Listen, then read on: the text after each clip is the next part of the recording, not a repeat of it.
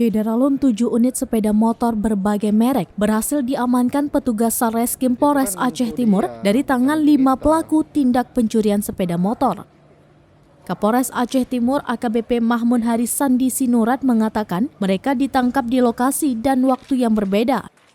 Dalam rangka operasi Sikat Selawah 2022 yang berlangsung sejak 20 Mei sampai dengan tanggal 9 Juni 2022. Kapolres mengatakan 7 sepeda motor yang diamankan dari 5 pelaku tersebut hasil kejahatan pelaku di wilayah Kabupaten Aceh Timur dan Kota Langsa. Mereka adalah sindikat pencurian sepeda motor atau curanmor lintas wilayah.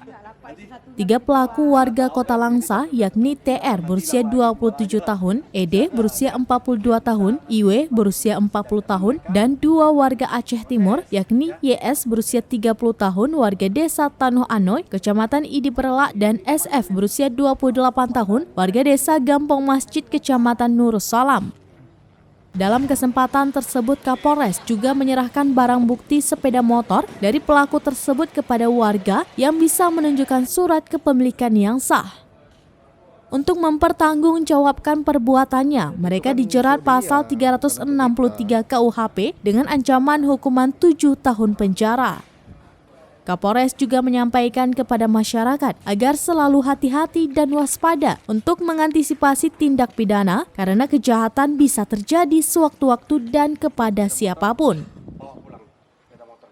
Saat ini Polres Aceh Timur sedang melaksanakan operasi Sikat dari tanggal 20 Mei sampai tanggal 9 Juni nanti, dan dalam rentan waktu yang sekian hari ini sudah diungkap ada 7 kasus pencurian sepeda motor dengan melibatkan 5 tersangka, dan kasus ini dilakukan oleh sindikat yang biasa bermain di Kota Langsa dan di Kabupaten Aceh Timur.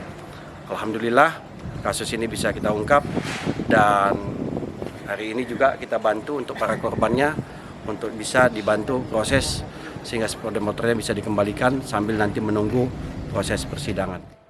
Salah satu warga yang menjadi korban pencurian yaitu Irmayani berusia 32 tahun, warga Idi Raya, mengucapkan terima kasih kepada Polres Aceh Timur yang sudah bekerja keras hingga berhasil menangkap pelaku dan mengamankan sepeda motornya dari tangan pelaku tersebut.